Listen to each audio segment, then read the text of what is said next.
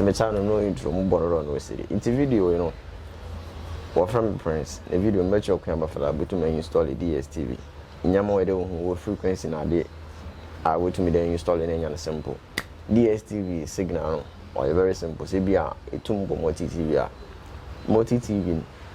dstv signal go multi tv na se nto very simple na enda be mark multi tv position e chim na kofum de chim ni kofum o left side ka clear bi be dstv signal no home nto on shada anya de be ready the dstv no or ye paid tv or can pay tv a chiri tua na hwe internet channels and $1 the chedi 3 answer na hwe into no what yama simple in terms of what decoder and settings and what frequency no what boy should decode any more data into senya signal ni ya on internet into me for what decoder and fan tracking se butumi da track a chere scan answer na tumi da track into no what in signal no e dey ade dey decode be track na ade boy so find that track a track you are ansana etuma scan or into dstv no or northeast 36 degrees into what satellite here you test at 3a 36 degrees into only dstv or satellite into no nine there baby can install the multi tv because on no easily the benya install an him na go na 10 na go into tv na bottom na track you different tv be able to use but main TV able to use a binyana sample no obo screen do 12245 horizontal 27500 into bottom TV ni shima 12245 horizontal 27500 obi o mo repair juma na onyi frequency no okudo mo na or pero flu bi answer when frequency into na the bot 23 man na the bot gu baby and abobo as of find them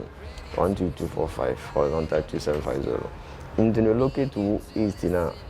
a temperature home pine no obo na city or multi tv na sin to de huni level ni elevation level no am etu menya simple na mo tini de o dey use but me use multi tv dish idenya but dinti a wo dey big dish wo dey count de multi dstv no ye ni channels no do so into frequencies no wo do so ndi senya quality mo am no so obey the benya channels ni na mo aye duma nti no use 90 cm wo de ma decoder no ama nya mo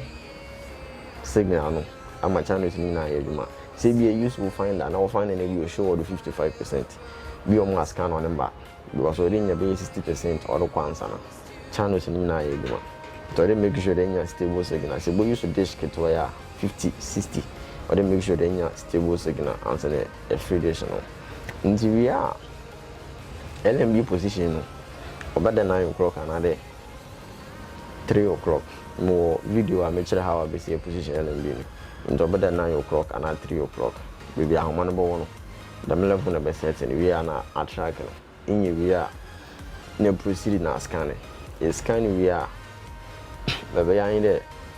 Bedford DSTV office. Depending on one man about menu, eco menu, boko general information. Menu boko help na ko general information akwa contact central nti ba ha mo na country bia ne na mo home na apeke se Ghana na wa apeke se wo Nigeria wo himfo na apeke peka na afla won nti fo no wo bebi sa IUC na mom de decoder nti IUC na man ona so botu me hunu wo general information ho na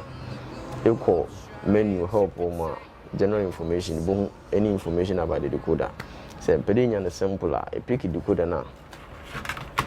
pick with the code and I want to stick a talon. The code be a sticker talon and a boxing. Boxing is normally stick a talon. Into bone, I use in a man. What I use in a man or data, the code is no. The book provided I use in a man and a smart card and a Neddy,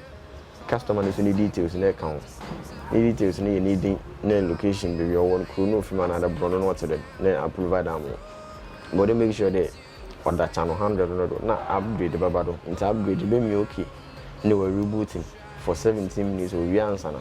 after more activate into activate we are obey adwuma na in area in the dstv installation no or very simple mo hia de benya stable signal no we are na proceed as scanning because the code na nya hwe your signal we do ha man sha be me okay select the right options na proceed is scanning we are now from activity we are in your area nti no